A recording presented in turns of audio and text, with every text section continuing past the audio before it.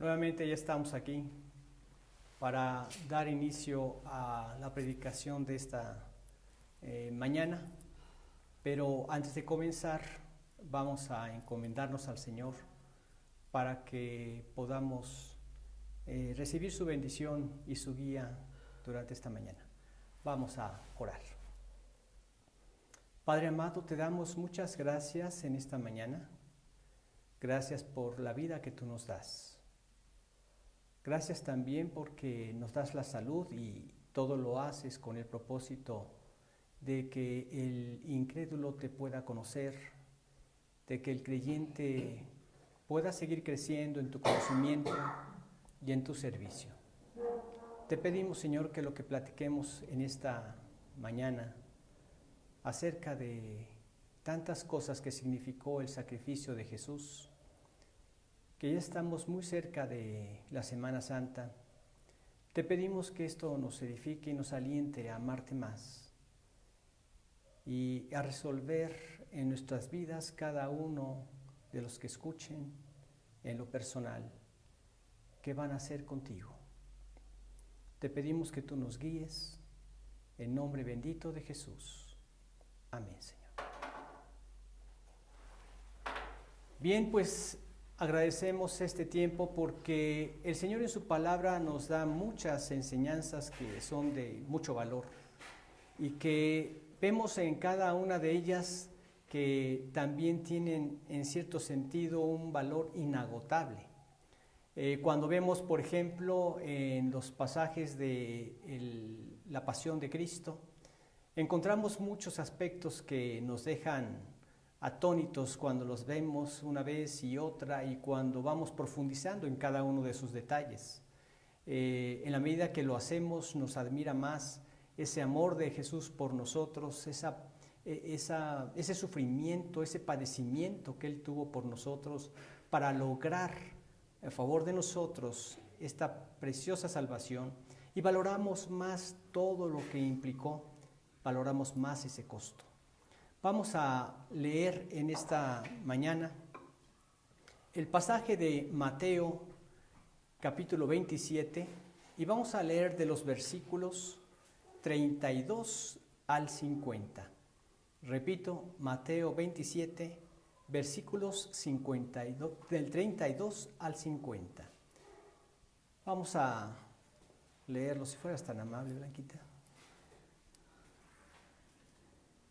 Cuando salían, hallaron a un hombre de Cirene que se llamaba Simón. A este obligaron a que llevase la cruz. Y cuando llegaron a un lugar llamado Gólgota, que significa lugar de la calavera, le dieron a beber vinagre mezclado con hiel. Pero después de haberlo probado, no quiso beberlo. Cuando lo hubieron crucificado, repartieron entre sí sus vestidos, echando suerte, para que se cumpliese lo dicho por el profeta.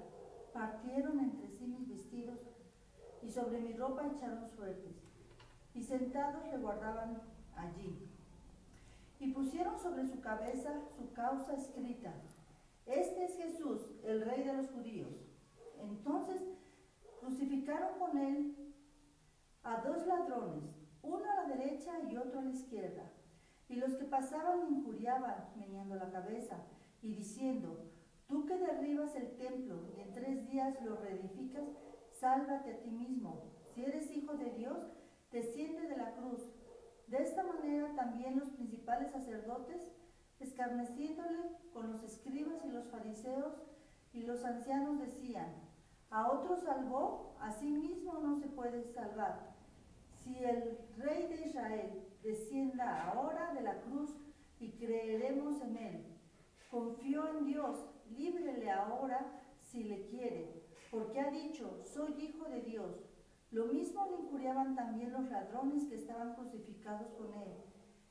Y desde la hora 6 hubo tinieblas sobre toda la tierra hasta la hora 9. Cerca de la hora 9, Jesús clamó a gran voz diciendo: Elí, Elí, lama sabactani. Esto es: Dios mío, ¿por qué me has desamparado? Algunos de los que estaban allí decían al oírlo: a Elías llama a este. Y al instante corriendo, uno de ellos tomó una esponja y la empapó de vinagre, y poniéndola en una caña le dio a beber. Pero los otros decían: deja, veamos si viene Elías a librarle. Mas Jesús, habiendo otra vez clamado a gran voz, entregó el espíritu. Bien, pues vemos esta situación que tiene muchos o encierra muchos aspectos que yo quisiera resaltar en esta mañana. Cómo vemos varias cualidades del Señor Jesucristo, que Él, siendo Dios y nunca dejó de serlo, tuvo que reprimirlas para poder llevar a cabo el propósito que tenía de darnos su salvación. El propósito que tenía de mostrarnos en grado infinito su amor por nosotros. Vemos que tenía todo el poder para librarse de sus sufrimientos. Vemos un poder que Él manifestó estando en vida, que a todos nos deja pasmados. Tenía el poder para convertir el agua en sangre, tenía el poder para multiplicar los panes y los peces, tenía el poder para resucitar a los muertos, lo hizo con Lázaro después de 4 días de muerto. Tenía el poder para caminar sobre las aguas, que cuando Pedro le dijo: Señor, si eres el Señor, haz que yo también camine sobre las aguas. Y cuando Pedro se estaba hundiendo por temor a lo que veía alrededor de él, el Señor con su mano lo sostuvo. Tenía el poder para dominar las tempestades, tenía el poder sobre todas las cosas. Y vemos que Él tuvo que reprimir en varias ocasiones esas cualidades que Él tenía como Dios para poder morir por nosotros y mostrarnos su amor. Quisiera resaltar como primer punto una fuerza que fue reprimida por amor. Esto lo tenemos en el versículo 32. Vamos a leer nuevamente Mateo 27, 32. Cuando salían, hallaron a un hombre de Cirene que se llamaba Simón. A este obligaron a que llevase la cruz. Él fue ayudado por Simón de Cirene. El fuerte, el más fuerte que existe y que existirá y que ha existido, que es el Señor, fue ayudado por el débil. Nosotros leemos en el Salmo 24, 8 que el Señor dice: ¿quién es este Rey de gloria? Jehová el fuerte y valiente, Jehová el poderoso en batallas. Él es el fuerte y valiente, porque Él es el todopoderoso. Y el todopoderoso se hizo débil para morir en tu lugar. ¿Quién es quien merecía esa muerte? La merecíamos nosotros. Si nos remontamos hasta Edén, recordamos esas palabras que el Señor le dijo como advertencia a Adán y Eva, que solamente había una prohibición: del árbol de la ciencia del bien y del mal no podían comer. El día que de él comieran, ciertamente morirían. Y quien tenía que haber muerto fue el hombre. Sin embargo, Dios, en su misericordia, estableció una manera para poder librar al hombre de esa muerte. Y desde el principio tenía en mente este sacrificio de Jesucristo. Con su salvación, Él podría darnos a nosotros la fuerza que no teníamos. Nosotros en el pecado hemos vivido siempre en debilidad. En la palabra Dios dice, el Señor Jesucristo, en el capítulo 8 de Juan, dice: porque todo aquel que hace pecado, esclavo es del pecado. Y esa es la condición de todo ser humano, en tanto no viene a los pies de Cristo. El Señor lo sabía, y sabía que la única forma en que podíamos ser liberados de esa esclavitud al pecado, en la que no manifestábamos sino únicamente debilidad, sería a través de morir por nuestros pecados, para podernos dar el poder de su Espíritu. Morir para limpiarnos de todos esos pecados que nos tenían separados de Dios. Morir para lograr el revertir el efecto de lo que sucedió en Edén, al limpiarnos de nuestros pecados y lograr que entonces seamos reconciliados con Dios. Y al poner su Espíritu en nosotros, entonces Él nos da la fuerza para vencer al pecado. Es hasta entonces que podemos tener libertad. Somos liberados de esa esclavitud del pecado para ahora hacer la voluntad de Dios. Pero en el poder de su Espíritu, Él puede lograr esos cambios en nuestras vidas, haciéndonos cada vez más como Él. ¿Sí? Quizá muchos piensen que esto es algo blasfemo, pero no. Esa es la intención del Señor. Cuando leemos en Romanos 8:29, que dice que a los que antes conoció, también los predestinó para que fuesen hechos conformes a la imagen de su Hijo, para que Él sea el primogénito entre muchos hermanos. Esa es la intención de Dios, hacernos cada vez más semejantes a Cristo.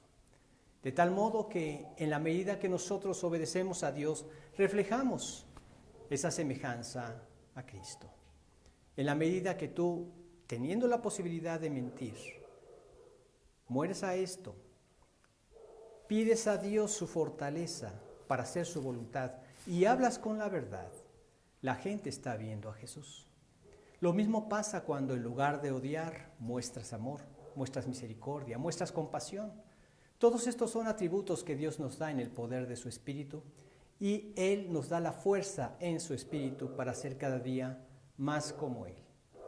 Y también a través de esa fuerza de su Espíritu logra algo muy valioso: mantenernos fieles hasta el final.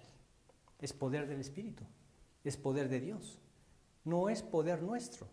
Nosotros no tenemos esa capacidad.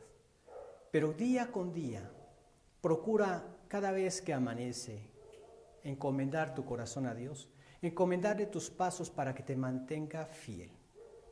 ¿Fiel cuándo? Hoy, porque es el día con el que contamos. En la Escritura, en Proverbios 27:1 dice: no te jactes del día de mañana, porque no sabes qué dará de sí el día. El día con el que puedes contar es con el día de hoy. Y de esta manera tú le puedes pedir a Dios: fortaléceme, Señor, y permíteme serte fiel hoy, y así cada día. Y Él te dará la fuerza en tu debilidad para lograr mantenerte en fidelidad hasta el final. Así lo dice en su palabra, en Judas, versículo 24, el cual es poderoso para guardarnos sin caída y presentarnos sin mancha delante de su gloria con gran alegría. Leemos también que Pablo comprendía esto. Y él exclama ahí en 2 de Corintios 12, en los versículos 9 y 10, dice, 9 y 10, dice, y me ha dicho: bástate mi gracia, porque mi poder se perfecciona en la debilidad. Por tanto, de buena gana me gloriaré más bien en mis debilidades, decía Pablo, para que repose sobre mí el poder de Cristo. Por lo cual, por amor a Cristo, me gozo en las debilidades, en afrentas, en necesidades, en persecuciones, en angustias. Porque cuando soy débil, entonces soy fuerte. Y él veía esto, que cuando él era débil y veía todos estos aspectos en su vida de debilidad, sabía que al encomendarse a Dios en oración, podía contar con la fuerza de su Espíritu y se gozaba en ver esa fuerza de su Espíritu en su vida. Por eso se gozaba en esas debilidades. Cada vez que te encuentres en alguna de ellas, clama al Señor. Él está dispuesto a mostrarte su fuerza. Por eso el fuerte tuvo que hacerse débil para poder morir en nuestro lugar. Pero también vemos en los versículos 40 al 44 un poder reprimido por amor. Vamos a escuchar. Y diciendo: tú que derribas el templo y en 3 días lo reedificas, sálvate a ti mismo. Si eres hijo de Dios, desciende de la cruz. De esta manera también los principales sacerdotes, escarneciéndole con los escribas y los fariseos, los ancianos, decían: a otro salvó y a sí mismo no puede salvar. Si es el Rey de Israel, descienda ahora de la cruz y creeremos en él. Confió en Dios, líbrele ahora si le quiere, porque ha dicho: soy hijo de Dios. Lo mismo le injuriaban también los ladrones que estaban crucificados con él. Pues vemos cómo los judíos se burlaban de él de muchas maneras. Él dijo que en 3 días iba a reedificar el templo. ¿Y qué vemos en su vida? Algo que él decía era que iban a destruir este templo de su cuerpo y en 3 días él lo iba a levantar. Nosotros, todo aquel que ha aceptado su salvación tiene al Espíritu Santo en su vida y esto lo constituye a su cuerpo como el templo donde mora el Espíritu Santo. En este momento él se refería al templo de su cuerpo. Claro que ellos no lo entendían. Y vemos que al 3er día él resucitó con un cuerpo glorificado, totalmente transformado. Esto es lo que se burlaban. Le decían, si es el rey de Israel, desciende, creeremos en ti. Claro que él era el rey de Israel. Si eres hijo de Dios, si Dios se complace en ti, que Dios te libre.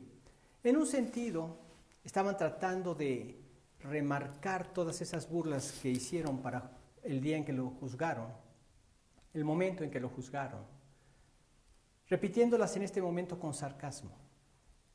Dijo que era el hijo de Dios. Si realmente es hijo de Dios, que Dios se complace en él, a ver, que le libre. Realmente él es Dios. Él es el rey de Israel. A otros salvó, a sí mismo no se pudo salvar, no se puede salvar. Claro que salvó a otros, pero lo que no comprendían es que con todo este acto que estaba realizando, suprimiendo, reprimiendo todo ese poder, pretendía salvar a muchos, entre los cuales muchos de nosotros nos encontramos. Claro que tenía el poder para bajar de la cruz, pero suprimió ese poder para poder pagar el precio del pecado y poder darnos su preciosa salvación. Tuvo que aguantar hasta el final. Todo lo que él estaba realizando, podía liberarse, podía hacer lo que les decía, podía levantarse de la cruz, podía salirse de esos clavos, pero ¿qué hubiera pasado? ¿Acaso hubieran creído? No, solamente se burlaban de él. Vemos que realizó muchos milagros, milagros que nadie más ha realizado en la historia. ¿Y acaso le creyeron? Nunca negaron sus milagros. De hecho, creían y vieron esos milagros, pero ¿qué decían? Los hace por el poder de Belcebú o por el poder del diablo.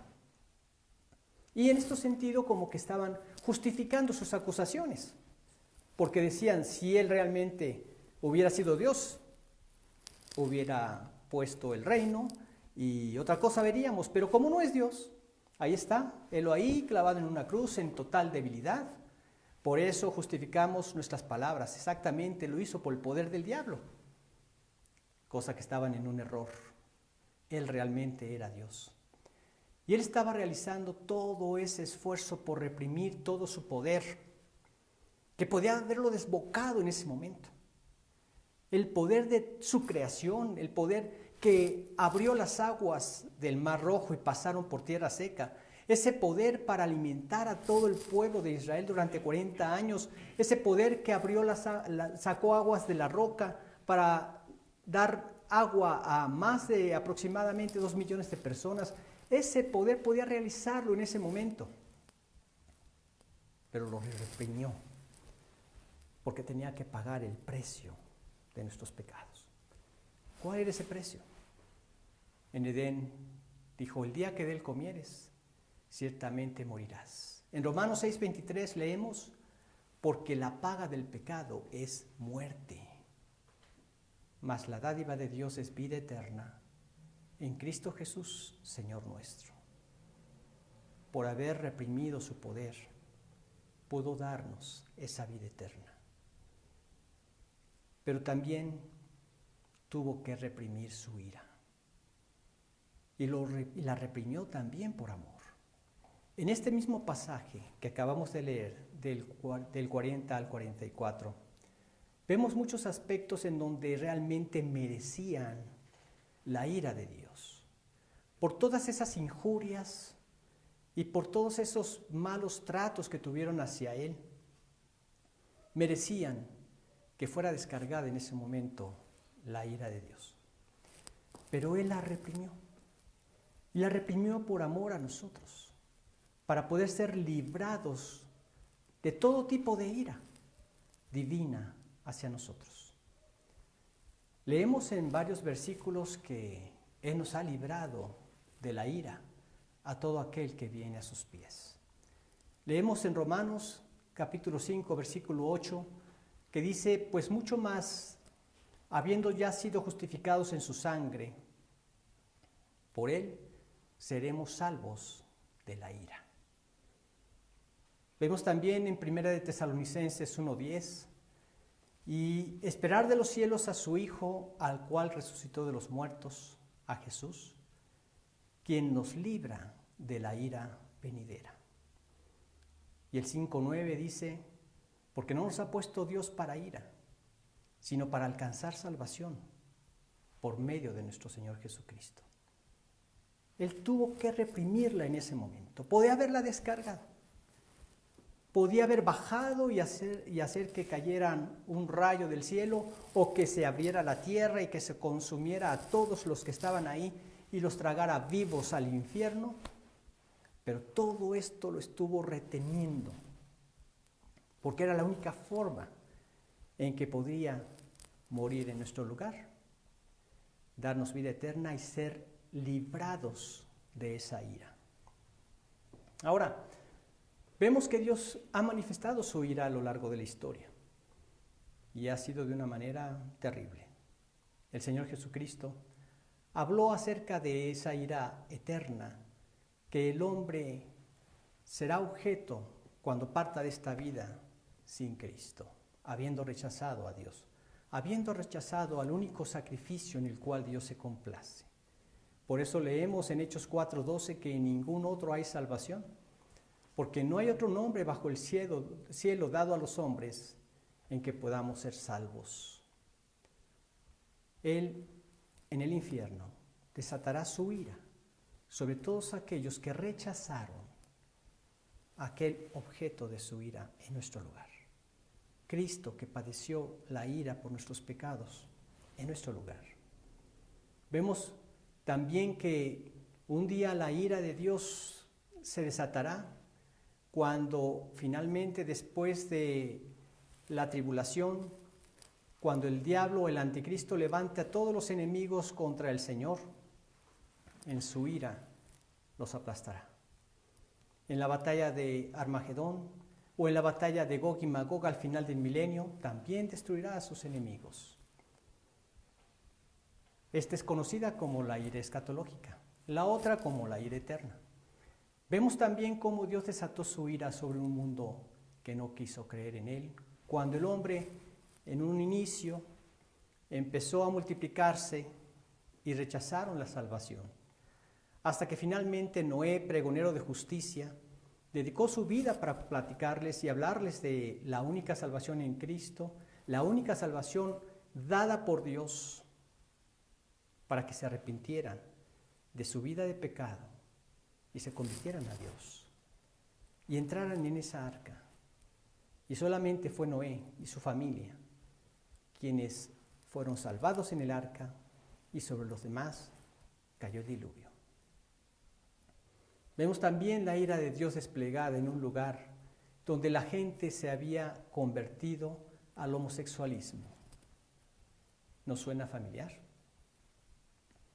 Vemos cómo ha avanzado la ideología de género para tratar de justificar la vida homosexual como algo aceptable para la sociedad, cuando para Dios siempre ha sido algo abominable. Al grado de que Dios destruyó las ciudades de Sodoma y de Gomorra en su ira porque no quisieron convertirse. Vemos en el anhelo de Abraham de querer salvar a Lot y a su familia, que le decía a Dios: Señor, nunca seas tú así de que trates igual al justo que al injusto. ¿Destruirás este lugar si hubiera 50 40, 30, 20, 10. No la destruiré si hay 10 justos. Y no había ni 10 justos. Y fueron eliminados Sodoma y Gomorra. Vemos también una ira que viene como consecuencia de los actos de pecado del hombre, lo que se conoce como la ira de la siembra y la cosecha. Pero también vemos la ira del abandono. Cuando Dios abandona al hombre a su pecado. Y cuando Dios abandona al hombre a su pecado, vemos un desenfreno total hacia la vida de pecado. Y esta es la consecuencia que vemos en muchas personas que vez tras vez que escuchan por la gracia de Dios su mensaje de salvación, rechazan y rechazan y rechazan. Cada vez vemos cómo se hunden en mayor pecado y padeciendo las mismas consecuencias que éste trae, desastrosas, en todo sentido desastrosas. Pero también vemos algo muy importante, que es quizá lo más importante de todas estas cualidades de Dios, de Cristo. Él es la vida. Leamos cómo reprimió esa vida que Él es en esos momentos, en los versículos 45 al 50. Y desde la hora sexta hubo tinieblas sobre toda la tierra hasta la hora novena. Cerca de la hora novena, Jesús clamó a gran voz diciendo: Elí, Elí, lama sabactani. Esto es: Dios mío, ¿por qué me has desamparado? Algunos de los que estaban ahí decían al oírlo: a Elías llama a este. Y al instante, corriendo uno de ellos, tomó una esponja y la empapó de vinagre, y poniéndola en una caña le dio a beber. Pero los otros decían: deja que veamos si viene Elías a librarle. Mas Jesús, habiendo otra vez clamado a gran voz, entregó el Espíritu. ¿En qué sentido vemos que Él reprimió esa vida? Él es la vida misma. Y vemos cómo Él es la vida en varios versículos. En Juan 14:6 Jesús dijo: yo soy el camino y la verdad y la vida. Él es quien, cuando hizo al hombre, sopló en él aliento de vida, y fue el hombre un ser viviente después que del barro lo había hecho.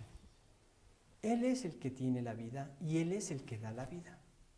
Cuando una persona muere, sale el espíritu de vida.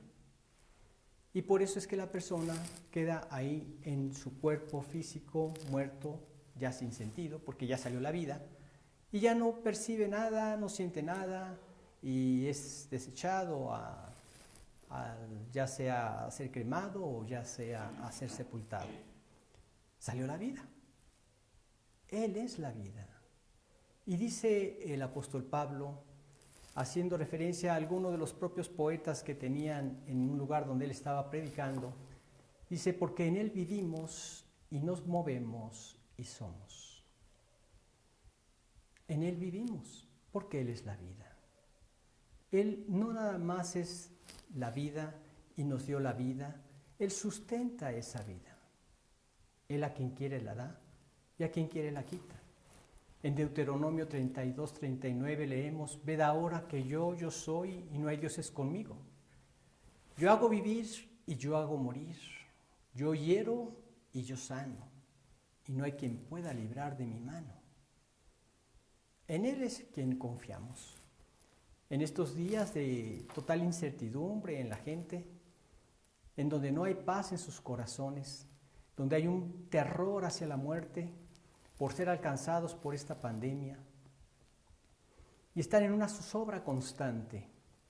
Esto no es la actitud que debe tener un hijo de Dios. Porque cuando nosotros hemos creído en Jesucristo, que Él es la vida, que Él nos ha dado vida, y no solamente vida física, sino vida eterna. En Él nos gozamos porque sabemos que Él tiene el poder para darla o para quitarla. Y nosotros sabemos que su propósito siempre tiene un impacto eterno. si nos permite la enfermedad, yo sé que algo me quiere enseñar el Señor. Y si hay algo que yo quiero en esta vida es seguir aprendiendo de Él, seguir sirviéndole a Él.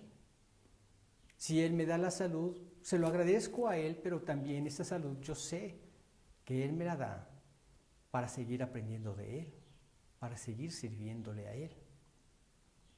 Si Él me quita la vida, Pablo lo decía de la siguiente manera,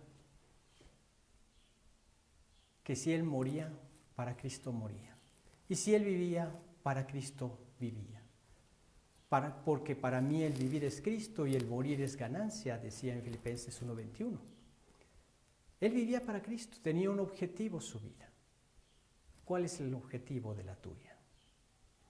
Quizás si has perdido el objetivo como hijo de Dios y te ha ganado o envuelto el afán de este mundo, el afán por las riquezas. Quizá has perdido la sensibilidad espiritual y has dejado de ver la razón por la cual Dios te tiene con vida como hijo suyo. Claro que Él quiere usar todo lo que nos ha dado, todo lo que somos. ¿Te ha dado riquezas? Úsalas para la gloria de Dios, pero no esté tu corazón en las riquezas. Pablo lo dijo, leemos que decía que raíz de todos los males es el amor al dinero, el cual codiciando algunos se extraviaron de la fe y fueron traspasados de muchos dolores. Libérate de eso. ¿Y cuál es la forma para podernos liberar de eso? Y de cualquier otra cosa que pueda traer afanes a nuestra vida. Libérate de eso para que estés dispuesto a que cualquiera sea el plan de Dios, el gozo y la paz prevalezcan en tu corazón. El consejo es el siguiente. Pon todas tus cosas en el altar del sacrificio. A Él le pertenecen. A Él le pertenece tu vida. A quien quiere la da. A quien quiere la quita. ¿Para qué aferrarnos a algo que no es tuyo? A algo que le pertenece a Dios. Ahora, aclaro que no es un Dios tirano. Es un Dios lleno de amor. ¿No te has dado cuenta en estos versículos cómo lo ha manifestado? ¿Por qué crees que se hizo débil siendo el fuerte? Por amor a ti. Porque no había otra forma de cubrir tus pecados y reconciliarte con Dios. Por amor a ti. A ese grado te amó. ¿Por qué crees que todo ese poder que Él tenía para bajarse de la cruz lo reprimió? Porque si se hubiera bajado de la cruz, nos hubiera dejado sin salvación. No lo hizo por amor a ti. A ese grado te ama. ¿Por qué crees que reprimió su ira?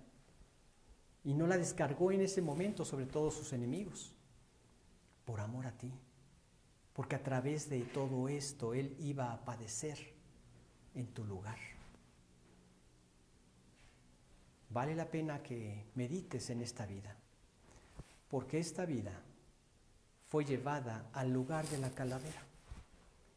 El lugar de la calavera es un término griego.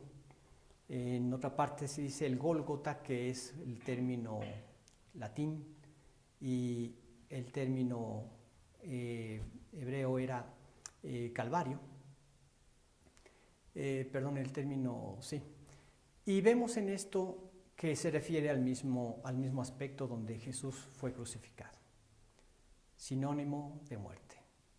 La vida llevada a la muerte. El poseedor de la vida reprimió esa vida que Él era para poder llegar a este lugar de muerte.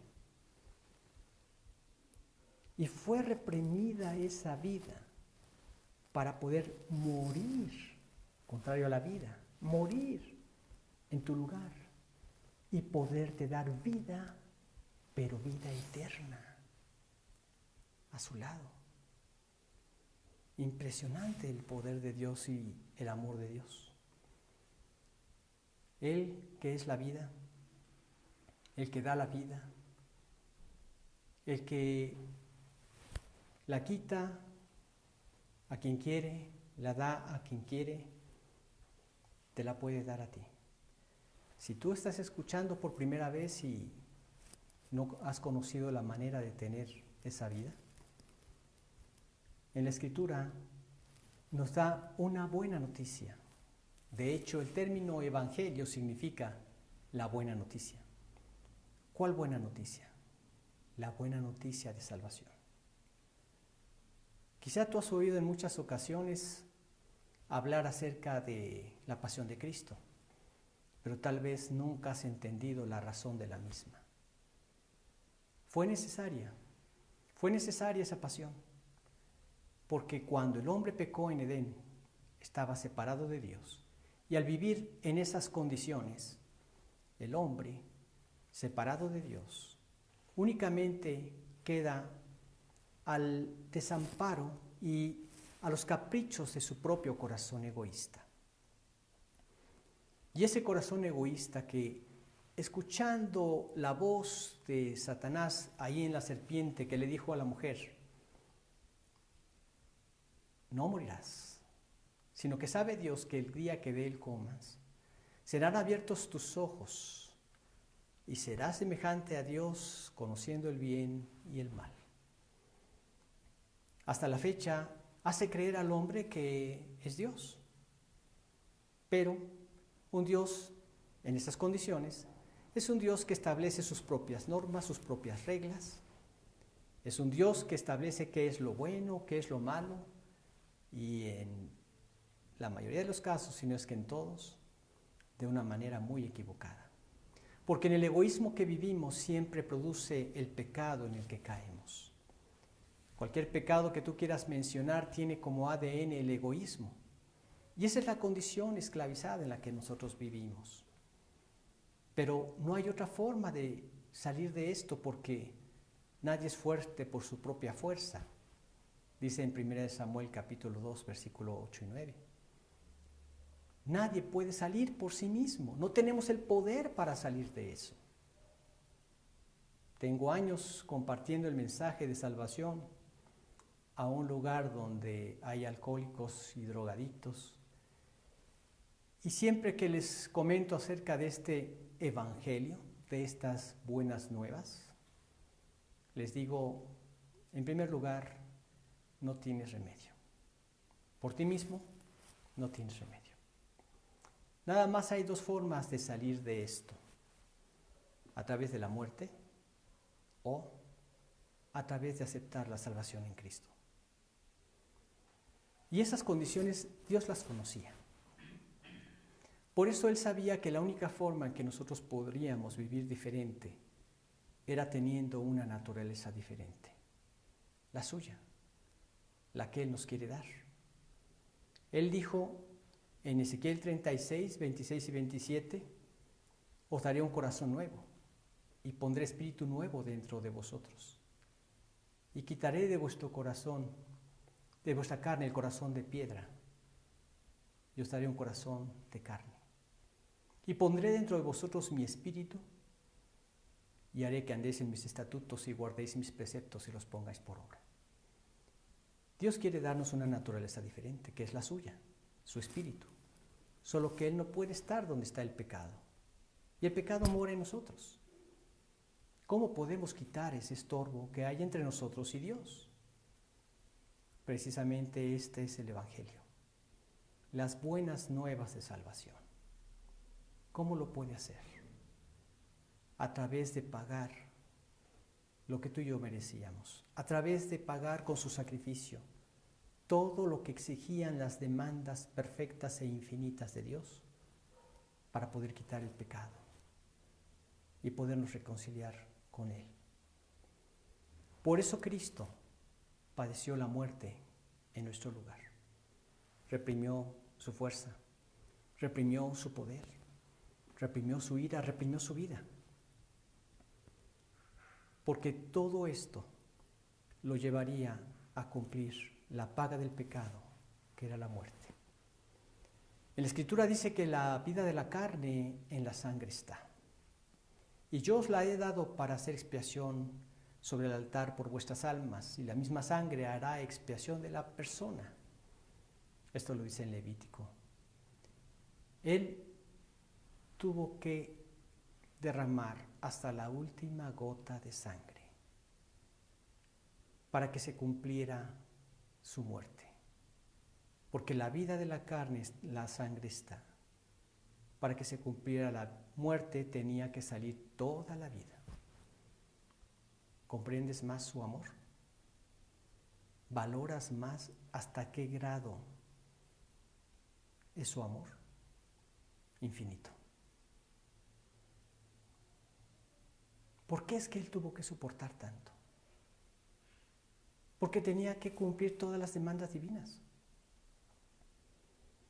Lo laceraron con los látigos, con los latigazos que le dieron, le rajaban la piel y sangraba, le pusieron una corona de espinas, le traspasaron el costado y se llevó a cabo todas las demandas divinas. Salió la sangre, al grado que el apóstol Juan en su evangelio dice que salió sangre y agua. Cumplió todas las demandas divinas.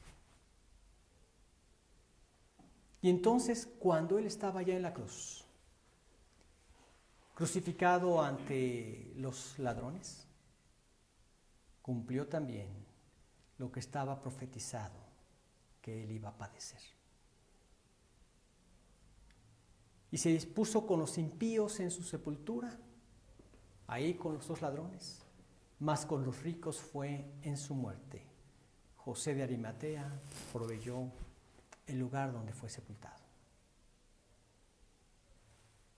Cumplió todas las profecías. Sin estar a su alcance el hacerlo, estaba clavado en una cruz. Vio cómo se cumplió también la profecía que está en el Salmo 22, donde dice: repartieron entre sí mis vestidos y sobre mi ropa echaron suertes. Ahí la vida misma, viendo cómo se estaba cumpliendo todo lo que se había profetizado por parte de Dios acerca de él.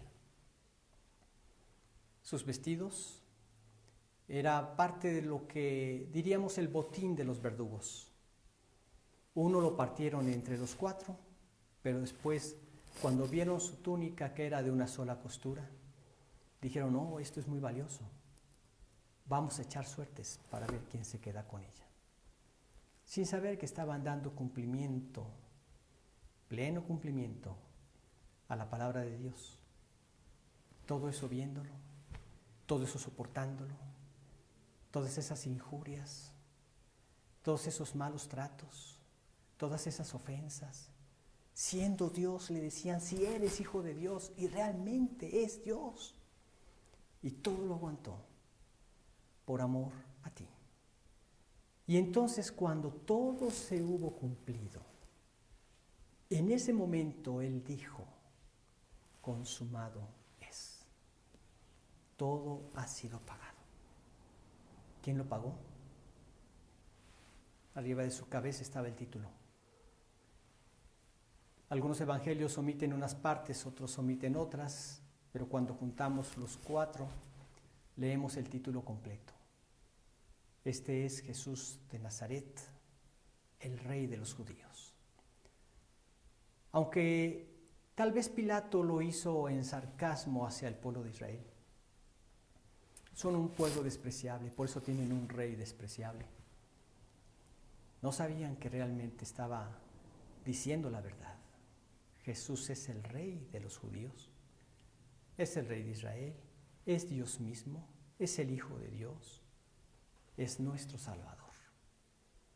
Ahí dijo: consumado es. Y entonces, Él que es la vida, el que da la vida a quien quiere y a quien quiere la quita, en ese momento entregó su espíritu. Él todo el tiempo contuvo su vida. En su poder la contuvo hasta que cumplió todo lo que se necesitaba para ser el Cordero de Dios que quitaba el pecado del mundo, tu pecado y el mío. Y en ese momento dijo, consumado es.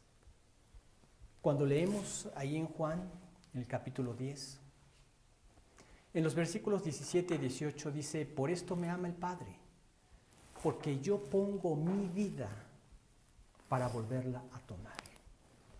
Nadie me la quita, sino que yo de mí mismo la pongo. Tengo poder para ponerla y tengo poder para volverla a tomar. Este mandamiento recibí de mi Padre. Y Él lo llevó a cabo a la perfección. Consumado es, puso su vida, exhaló el Espíritu.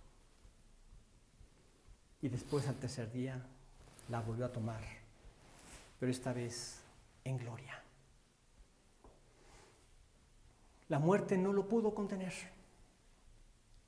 La paga del pecado es muerte.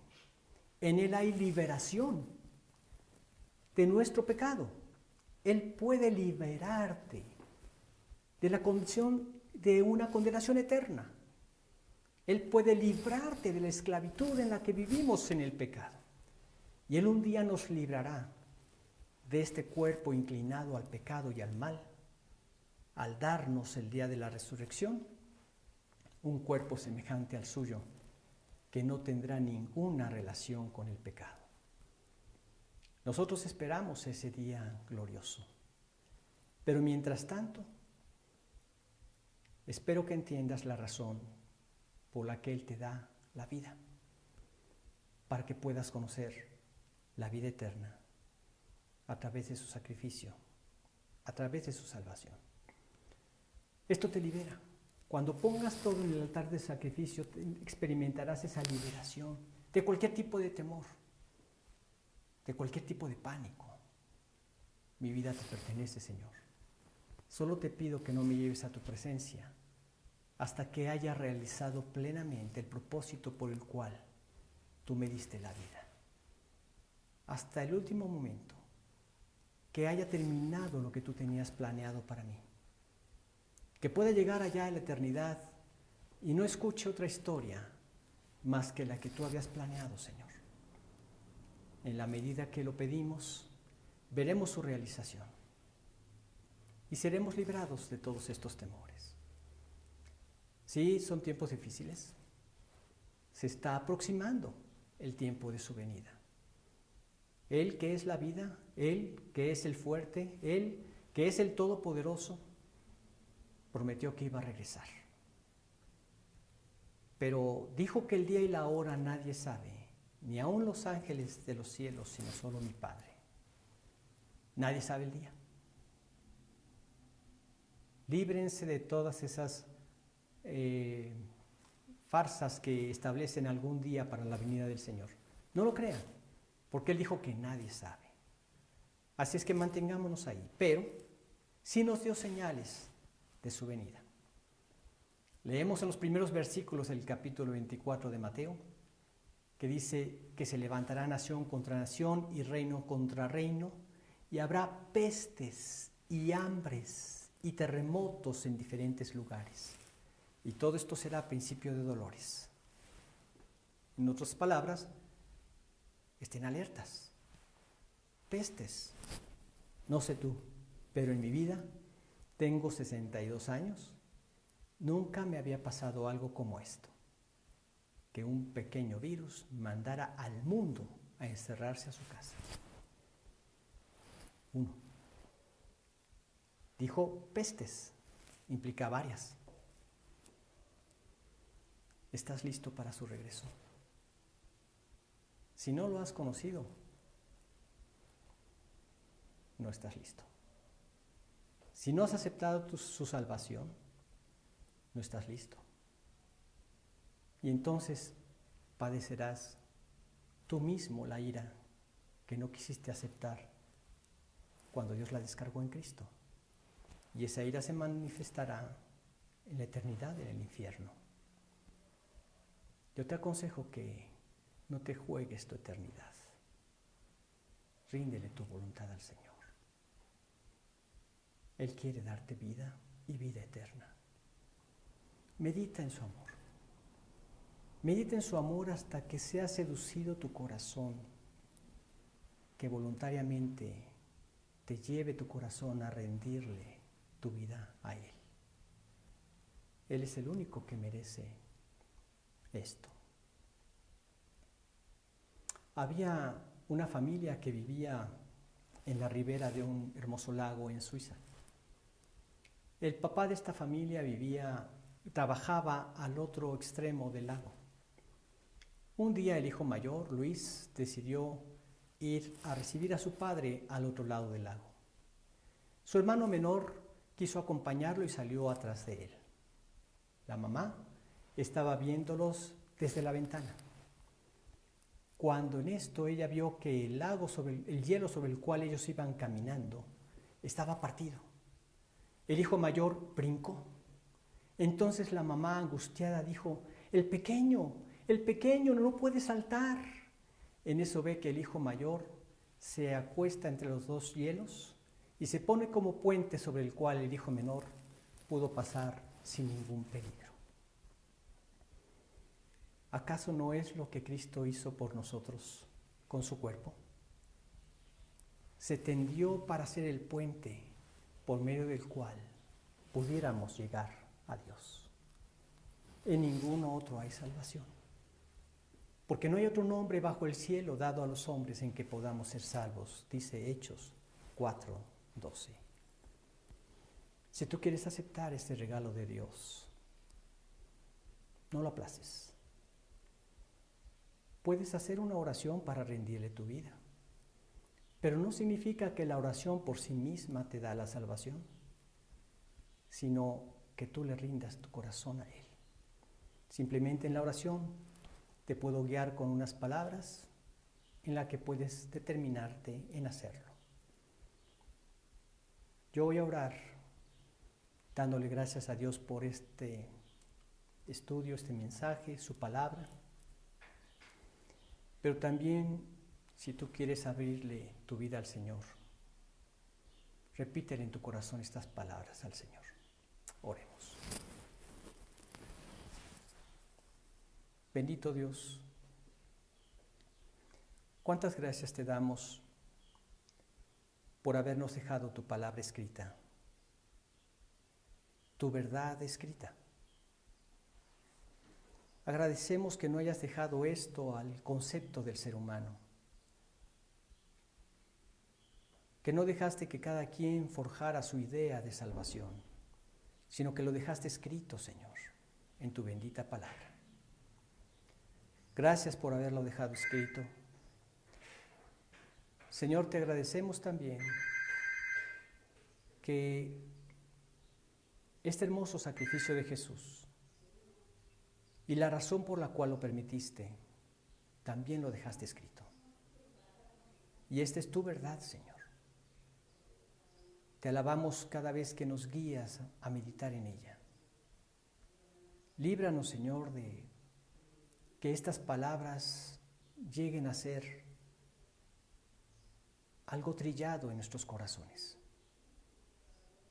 Que nos acostumbremos a leerlas, sino más bien que con mayor profundidad, día tras día que pasemos por estos pasajes, las meditemos con mayor profundidad. Porque esto es el todo del hombre, la razón por la cual estamos aquí. Lo único que puede dar respuestas a nuestras preguntas existenciales. Gracias, Dios, porque tú eres la vida, tú nos la has dado y tú nos das en Cristo Jesús vida eterna. Te alabamos en su bendito nombre, Señor. Y si tú que estás escuchando por primera vez quieres abrir tu corazón al Señor y quieres aceptar su preciosa salvación, quieres aceptar su más grande acto de amor, repítele estas palabras ahí dentro de tu corazón.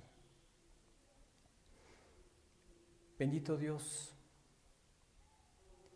gracias por permitirme escuchar este mensaje. Gracias por haber pagado todo por mí en la cruz. Yo sé que soy pecador y que soy un ser egoísta. Yo sé que en mi egoísmo he pecado mucho contra ti y contra muchas personas, porque he buscado únicamente hacer mi propia voluntad y vivir mi vida a mi antojo.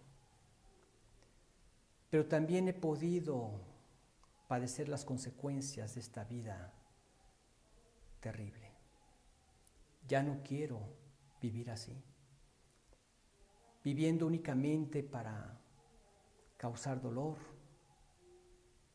o ser objeto del mismo. Quiero pedirte en este momento perdón por todos mis pecados. En este momento estoy arrepentido y decido levantarme del trono de mi corazón, dejar de ser Dios para mí mismo, para que ahora tú, Señor, pases a sentarte ahí, en mi corazón, a gobernar mi vida, conforme a lo que me has dejado escrito en tu palabra.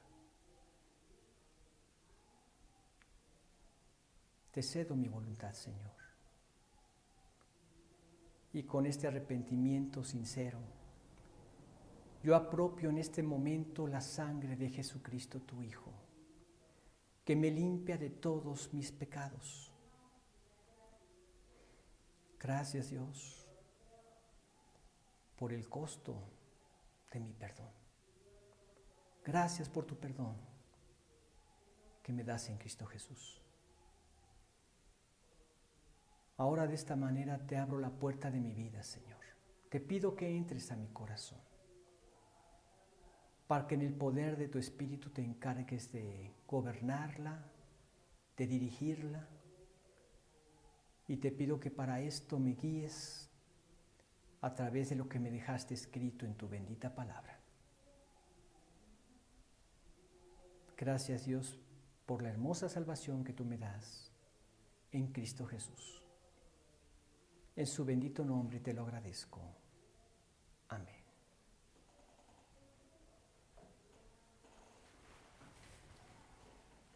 ¿Cómo saber que Cristo entró a tu vida? Bueno, el Señor Jesucristo lo dijo en unas palabras muy sencillas de comprender. Por sus frutos los conoceréis. ¿Acaso se recogen uvas de los espinos? ¿O higos de los abrojos? Así todo buen árbol da buenos frutos, pero el árbol malo da frutos malos. No puede el buen árbol dar malos frutos, ni el árbol malo dar buenos frutos. Todo árbol que no da buen fruto es cortado y echado en el fuego. Así que, por sus frutos los conoceréis. Dicho de otra manera, si tú eras un adúltero antes de haber hecho esta oración y sigues siendo el mismo adúltero después de este día, no te engañes. No has entendido el sacrificio de Cristo en la cruz. No te has levantado del trono de tu corazón. Sigues siendo tú quien gobierna tu vida. Pero, si antes eras un adúltero y ahora eres una persona que obra en pureza, si antes eras un mentiroso y ahora eres una persona que procura la verdad, si antes eras un ladrón y ahora eres una persona que no roba, etc., esto manifiesta por ese fruto que eres ahora un hijo de Dios. Espero que así sea. Espero que lo hayas entendido. Y si tú ya eres un hijo de Dios, valora ese amor de Cristo para no claudicar, para mantenerte firme hasta el final. Él tiene poder para guardarnos sin caída y presentarnos sin mancha delante de su gloria con gran alegría. No olvides depender en todo momento del poder de su Espíritu. Pídele a Dios cualquier cosa que sea tu debilidad. Pídele a Dios cualquier cosa que temas Él dice y nos ha dejado muchísimas promesas, y esa es la bendición que tenemos como hijos suyos, que dice, por nada estéis afanosos. Y yo creo que ese por nada incluye esta pandemia. Si nos sean conocidas vuestras peticiones delante de Dios, en toda oración y ruego con acción de gracias, y la paz de Dios, que sobrepasa todo entendimiento, guardará vuestros corazones y vuestros pensamientos en Cristo Jesús. Que el Señor los bendiga. Nos vemos el próximo domingo.